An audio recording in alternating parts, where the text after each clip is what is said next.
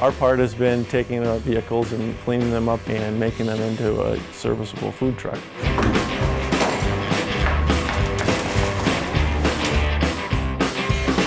We have 3 vehicles, and one is a 1952 Ford that was originally a camper, is being converted over.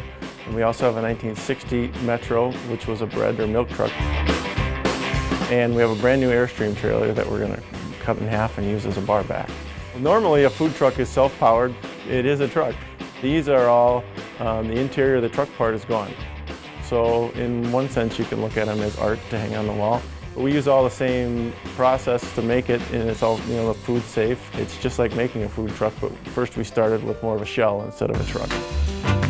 At one point in our planning and development for the future of restaurants at MSP, we thought that we had a really small footprint to work with. So we came up with this idea of creating a food truck alley. We went through 3 major revisions of the design.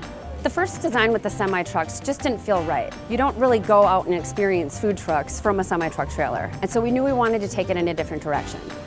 The second design was the right fit because it fit into the long, narrow space, but we wanted to diversify it a little bit more.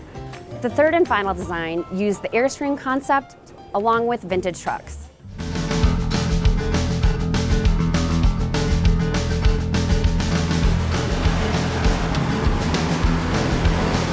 It's been an interesting process learning how to cut a truck in half.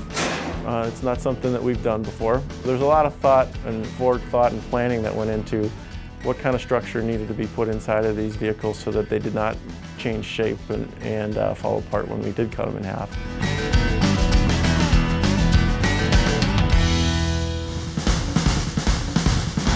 Getting these trucks into the airport is going to be interesting. Fortunately, the airport's going to be replacing some of the outside glass. When that window glass is out, use a crane and lift the trucks from the tarmac up into the concourse.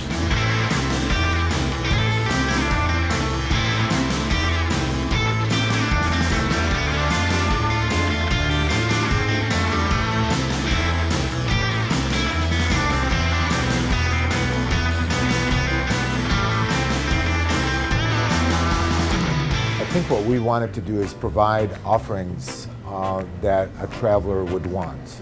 We wanted a burger brand, and what better burger than Red Cow? This is what we found out after we tasted it.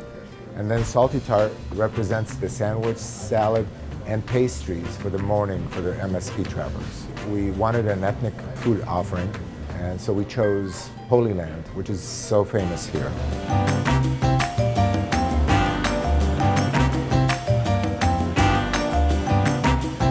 We really want people to transcend from the busy concourse that they're stepping out of. It certainly makes you feel like you're in an urban landscape.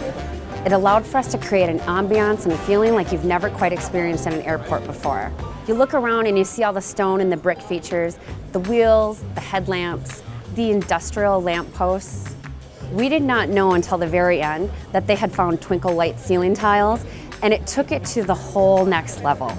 It's really a pleasure to work with an airport team like MSP. They really get it. They understand the trends, they understand the concessionaire's needs, and they really do get it. I'm so happy to work with them. It took us 3 long years to finally be able to open these doors. We never lacked passion, and when you bring together a great group of professionals with a vision for what they want to achieve, it's amazing the product that can come out of that.